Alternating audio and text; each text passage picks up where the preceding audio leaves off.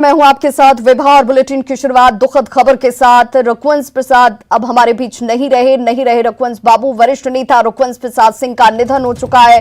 दिल्ली के एम्स में उन्होंने अंतिम सांस ली।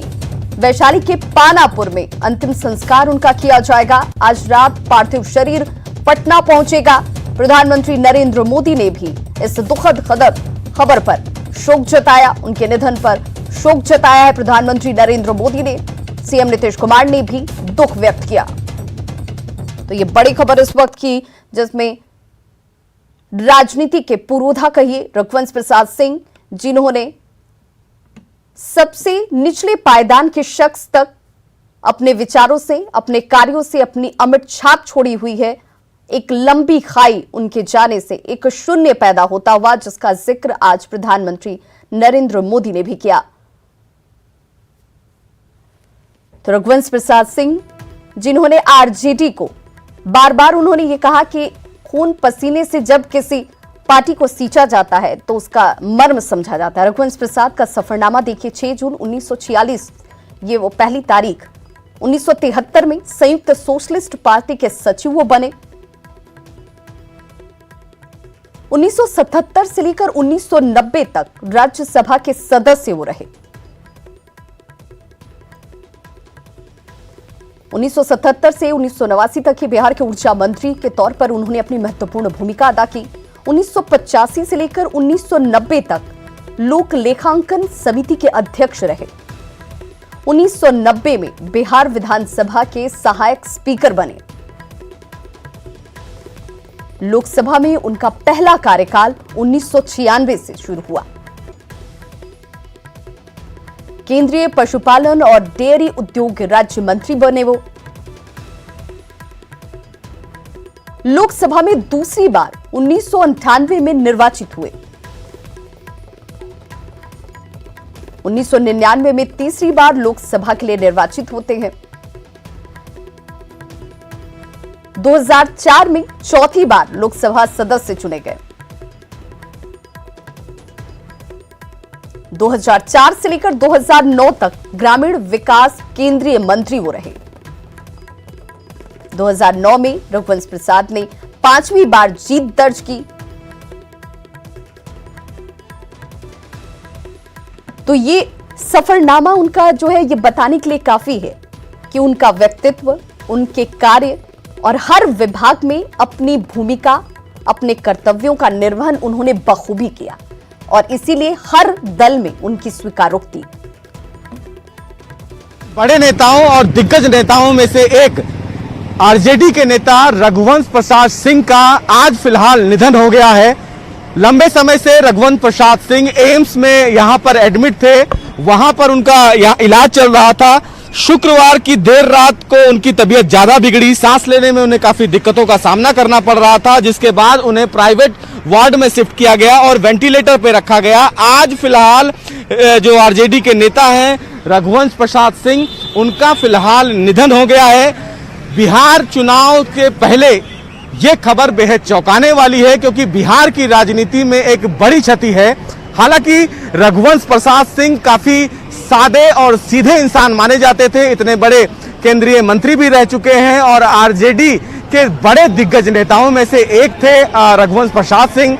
और जिस तरह आरजेडी से उनका लंबा नाता रहा और इस पूरे संबंध में कहीं ना कहीं लालू के बेहद करीब माने जाते थे रघुवंश प्रसाद सिंह। लेकिन फिलहाल लंबे समय से उनकी यहाँ पर इलाज चल रहा था और इलाज के मद्देनजर कल रात भी उनकी तबीयत काफी बिगड़ गई। उनको वेंटिलेटर पर रखा गया था। हालांकि सपोर्ट नहीं हो पा रहा था, जिससे आज सुबह डॉक्टरों के द्वारा यह आधिकारिक घोषणा की गई है, उनका निधन हो गया है। लेकिन बिहार की राजनीति में रघुवंश प्रसाद सिंह का न होना एक बड़ी क्षति है। फिलहाल प्राइवेट वार्ड में रघुवंश प्रसाद सिंह को रखा गया था।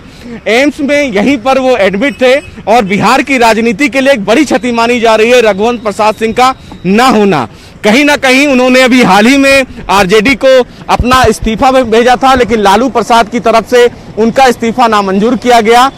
रघुवंश प्रसाद सिंह एक ऐसे नेताओं में थे जो फिलहाल सादगी और सीधे जनता से संवाद करने वाले नेता थे। लेकिन कहीं ना कहीं बिहार चुनाव के ठीक पहले रघुवंश प्रसाद सिंह का हमारे बीच से जाना राजनीति के लिए एक बड़ी क्षति है और राजनीति जगत में बिहार की जनता के लिए भी एक बड़ी क्षति है, क्योंकि रघुवंश प्रसाद सिंह बिहार की राजनीति में ऐसे दिग्गज नेताओं के नाम से जाने जाते थे जो जनता से सीधा संवाद रखते थे और कहीं ना कहीं उनका हमारे बीच से जाना एक बड़ी राजनीतिक क्षति है। कैमरामैन जगदीश गौतम के साथ सुशील पांडे, न्यूज़ 18 दिल्ली।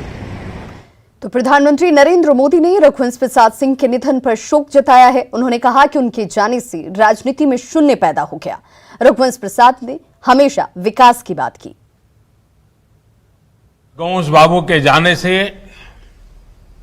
बिहार और देश की राजनीति में शून्य पैदा हुआ। जमीन से जुड़ा व्यक्तित्व, गरीबी को समझने वाला व्यक्तित्व, पूरा जीवन बिहार के संघर्ष में बिताया। जिस विचारधारा में वो पले बढ़े, जीवन भर उसको जीने का उन्होंने प्रयास किया। मैं जब भारतीय जनता पार्टी के संगठन के कार्यकर्ता के रूप में काम करता था, उस काल से मेरा उनका निकट परिचय रहा। अनेक टीवी डिबेट में काफी वाद विवाद संघर्ष करते रहते थे हम लोग। बाद में वो केंद्रीय मंत्रिमंडल में थे यूपीए में। मैं गुजरात के मुख्यमंत्री के नाते भी उनके साथ लगातार संपर्क में रहता था विकास के कामों को लेकर के। और पिछले 3-4 दिन से वे चर्चा में भी थे। उनके स्वास्थ्य लाभ के लिए मैं स्वयं भी चिंता करता था, लगातार जानकारियां लेता रहता था और मुझे लगता था कि बहुत ही जल्द ठीक होकर के वो वापस बिहार की सेवा में लग जाएंगे। लेकिन उनके भीतर एक मंथन भी चल रहा था। जिन आदर्शों को लेकर के चले थे, जिनके साथ चले थे, उनके साथ चलना अब उनके लिए संभव नहीं रहा था और मन पूरी तरह उस जद्दोजहद में था। और 3-4 दिन पहले उन्होंने अपनी भावना को चिट्ठी लिख करके प्रकट भी कर दिया। लेकिन साथ साथ भीतर अपने क्षेत्र के विकास की भी उतनी ही चिंता थी। तो उन्होंने बिहार के मुख्यमंत्री जी को अपनी एक विकास के कामों की सूची भेज दी। बिहार के लोगों की चिंता, बिहार के विकास की चिंता उस चिट्ठी में प्रकट होती है। मैं नीतीश जी से जरूर आग्रह करूंगा कि रघुवंश प्रसाद जी ने अपनी आखिरी चिट्ठी में जो भावनाएं प्रकट की हैं, उसको परिपूर्ण करने के लिए आप और हम मिलकर के पूरा प्रयास करें, क्योंकि पूरी तरह विकास की ही बातें उन्होंने लिखी थी। तो रघुवंश प्रसाद सिंह के निधन पर सीएम नीतीश कुमार ने भी शोक व्यक्त किया। बड़े सुविख्यात नेता रघुवंश बाबू थे। रघुवंश प्रसाद सिंह जी एम्स में भर्ती थे। उनके निधन की भी जानकारी मिल रही, इसके प्रति भी हम लोग अपना शोक प्रकट करते हैं। और तेजस्वी यादव क्या कुछ कह रहे हैं, सुनते हैं। इस्तीफा देने के बाद बीच में आप सब लोगों को पता है कि सीबीआई, ईडी, इनकम टैक्स का रेड जो पड़ा था, तो सबसे पहले आदरणीय रघुवंश बाबू ने आकर के हौसला बढ़ाया था।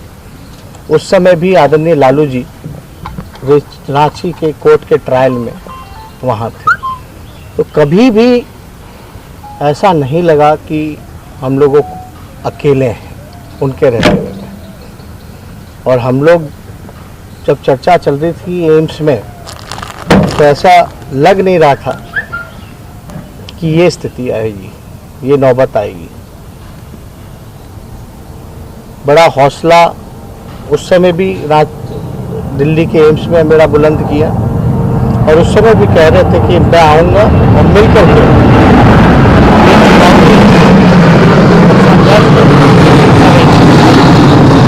बाकायदा पूरा आशीर्वाद जो है उस समय हमको देने का काम किया था।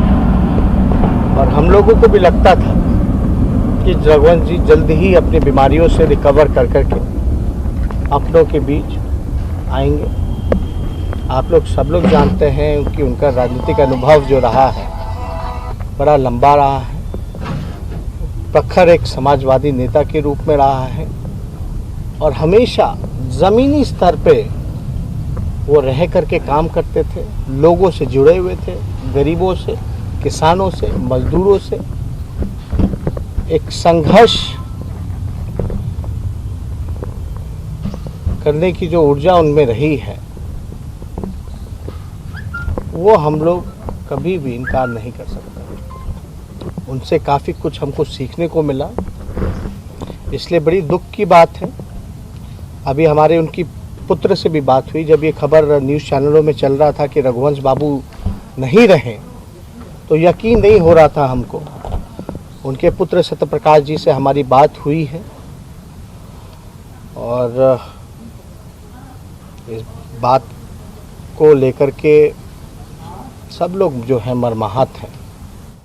तो आरजेडी नेता तेजस्वी यादव को आप सुन रहे थे, जिन्होंने दुख व्यक्त किया और कहा कि उनका एक लंबा अनुभव और कभी भी पिता जब जेल में थे तो उनकी कमी खली नहीं, क्योंकि उनका साथ रहा। आरजेडी अध्यक्ष लालू प्रसाद यादव ने भी ट्वीट किया है, प्रिय रघुवंश बाबू, ये आपने क्या किया? मैंने परसों ही आपसे कहा था आप कहीं नहीं जा रहे, लेकिन आप इतनी दूर चले गए। निःशब्द हूं, दुखी हूं, बहुत याद आएंगे। तो ये वो ट्वीट जो लालू प्रसाद यादव की तरफ से किया गया है, जिसमें उन्होंने अपने भाव, अपने उद्गार को व्यक्त किया, क्योंकि जिस तरीके से रघुवंश प्रसाद सिंह ने इस्तीफा दिया, उन्होंने जो पत्र लालू प्रसाद यादव को लिखा था उसे उन्होंने अस्वीकार किया। उन्होंने कहा, और गिरिराज सिंह ने ट्वीट किया और ट्वीट करते हुए लिखा है कि रघुवंश प्रसाद सिंह का दिल्ली एम्स में निधन हो गया, अत्यंत दुखद। रघुवंश बाबू सामाजिक और राजनीतिक तौर पर बिहार में एक बड़ा शून्य छोड़ गए। प्रभु उनकी आत्मा को शांति दे। ओम शांति। तो लगातार शोक संवेदना का दौर और प्रतिक्रियाएं सामने आती हुई, अपने अनुभवों के साथ तमाम लोग उन्हें याद करते हुए, क्योंकि जमीनी स्तर से जुड़े नेता के तौर पर उनकी पहचान रही। बिहार के वरिष्ठ राजनेता रघुवंश प्रसाद सिंह जी के असमर्पित मृत्यु से दुखी हूं। कुछ दिन पूर्व ही उनसे दूरभाष पर बात कर उनका कुशल छीन जाना था। उनका निधन बिहार की राजनीति के लिए अपूरणीय क्षति है। मंगल पांडे उनकी तरफ से ये ट्वीट किया गया और दुख व्यक्त किया जाता हुआ।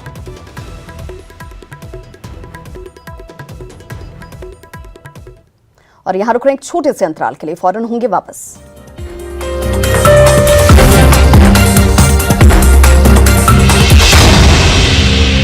इस न्यूज हेडलाइंस के प्रायोजक सच्ची सहेली, महिलाओं के लिए सबसे भरोसेमंद औषधि एवं टॉनिक।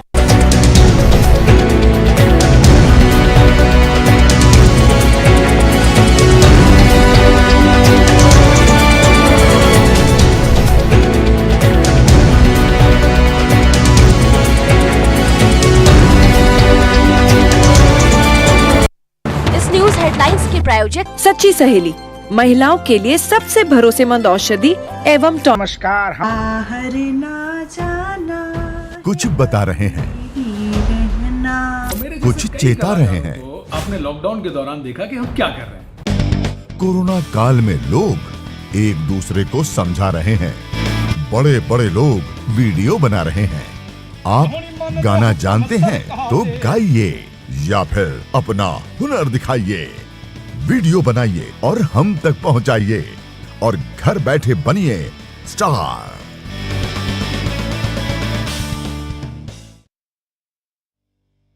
न्यूज 18 इंडिया आपका पसंदीदा नेशनल न्यूज चैनल उपलब्ध है टाटा स्काई के चैनल नंबर 519 और एयरटेल के चैनल नंबर 318 पर। कोरोना की हर खबर देखते रहिए न्यूज 18 इंडिया पर।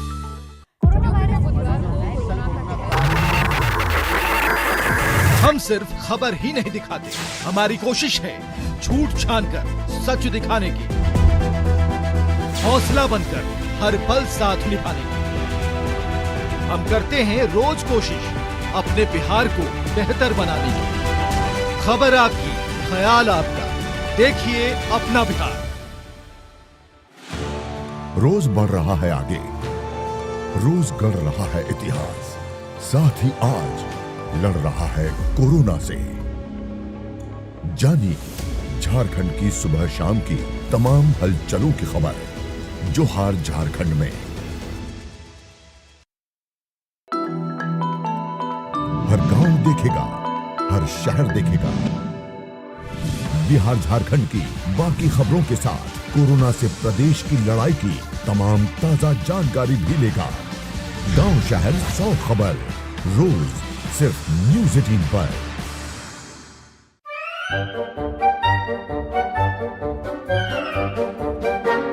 अखबार हुआ ठप, आउटडोर हुआ बेकार, टीवी ही दे रहा है विज्ञापन को तेज रफ्तार।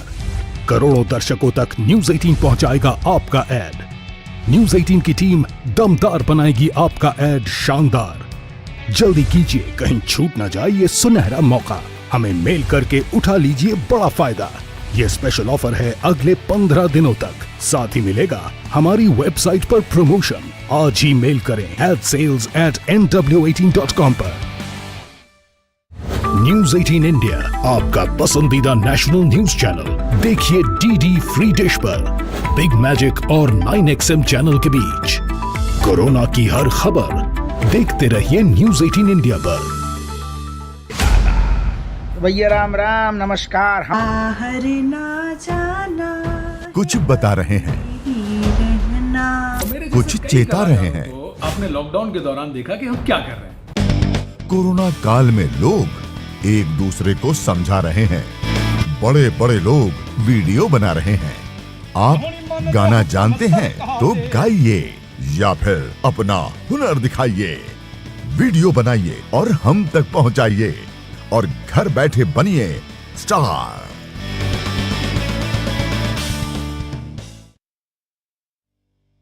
न्यूज़ 18 इंडिया, आपका पसंदीदा नेशनल न्यूज चैनल।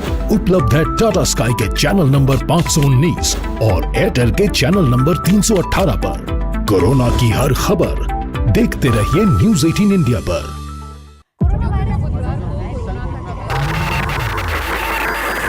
हम सिर्फ खबर ही नहीं दिखाते, हमारी कोशिश है झूठ छानकर सच दिखाने की, हौसला बनकर हर पल साथ निभाने की। हम करते हैं रोज कोशिश अपने बिहार को बेहतर बनाने की। खबर आपकी, ख्याल आपका, देखिए अपना बिहार। रोज बढ़ रहा है आगे, रोज गढ़ रहा है इतिहास, साथ ही आज लड़ रहा है कोरोना से। जानिए झारखंड की सुबह शाम की तमाम हलचलों की खबर, जोहार झारखंड में।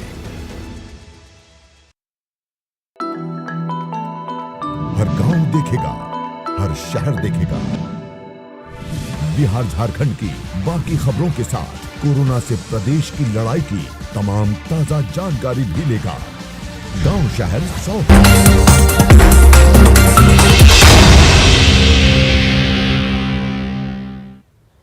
ब्रेक के बाद एक बार फिर से आपका बहुत स्वागत है। प्रधानमंत्री नरेंद्र मोदी ने आज बिहार को सौगातों की दूसरी किश्त दी है। उन्होंने पेट्रोलियम और प्राकृतिक गैस से जुड़ी 901 करोड़ की योजनाओं की शुरुआत की, जिसमें पारादीप हल्दिया दुर्गापुर पाइपलाइन भी शामिल है। दुर्गापुर बांका के बीच 634 करोड़ रुपए की लागत से 193 किलोमीटर लंबी पाइपलाइन का शुभारंभ हुआ।